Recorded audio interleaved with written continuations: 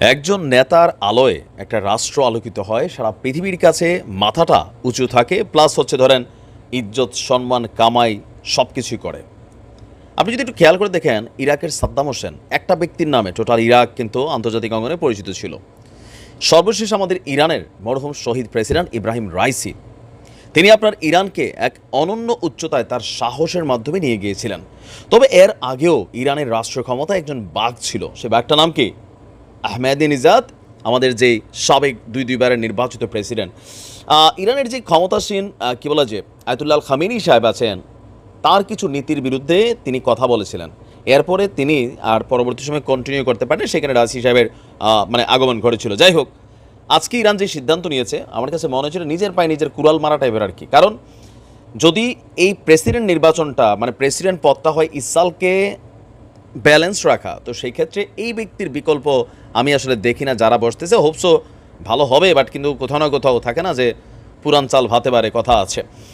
আসন্ন ইরানের প্রেসিডেন্ট নির্বাচনের জন্য আপনার এই আয়াতুল্লাহ খামেনির যে কমিটি আছে, এখানে দুইটা ধাপে কাজ হয়। সবচেয়ে প্রধান হচ্ছে আয়াতুল্লাহ খামেনি, প্রেসিডেন্ট প্রধানমন্ত্রীর পরেরও মানে উপরের পদ তার, আর রাষ্ট্রীয় ক্ষমতায় সর্বোচ্চ হচ্ছে প্রেসিডেন্ট। তো সেই প্রেসিডেন্ট নির্বাচনের জন্য 6 জন প্রার্থীকে চূড়ান্ত অনুমোদন দিয়েছে। তবে এই তালিকায় নেই দেশটির সাবেক প্রেসিডেন্ট সিংহপুরুষ মাহমুদ আহমেদিনেজাদ, যার রাষ্ট্র ক্ষমতায় থাকাকালীন ইসরায়েলের বিরুদ্ধে তার বক্তব্য, তার অবস্থান তৎকালীন সময় সামরিক শক্তিটা এতটা বলিয়ান ছিল না, বাট যতটুকু ছিল সর্বোচ্চ চেষ্টা করছে ইসরায়েলরে মানে ব্যতিব্যস্ত রাখার। তো সেই পুরুষটা যখন নির্বাচনের জন্য আসছিলেন, তখন অনেকে বলছিল যে আয়াতুল্লাহ খামেনির কিছু মানে বিরাগ ভাজন, ধরেন তিনি আসলে তারা অপছন্দ করেন কেন?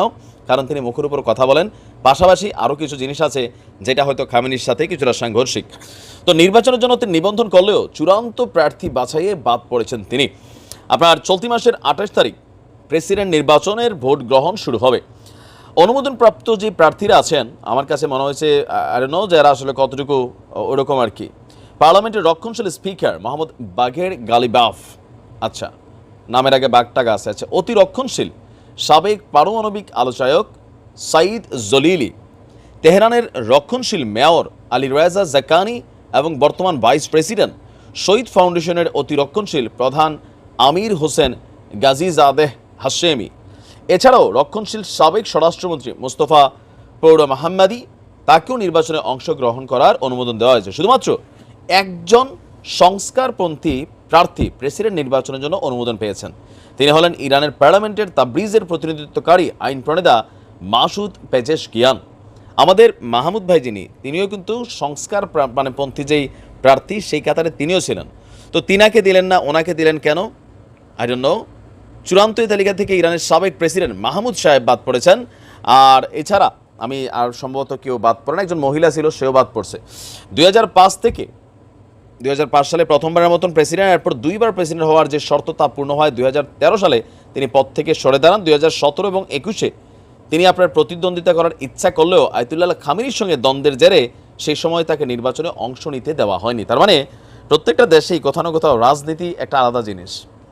আমরা ভাবি যে রাষ্ট্র ক্ষমতা ওই থাকবে যে একদম সুখ করে ইসরায়েলের সাথে লাগবে, কিন্তু কোথাও না কোথাও দেশের আভ্যন্তরীণ ইস্যুগুলো আছে।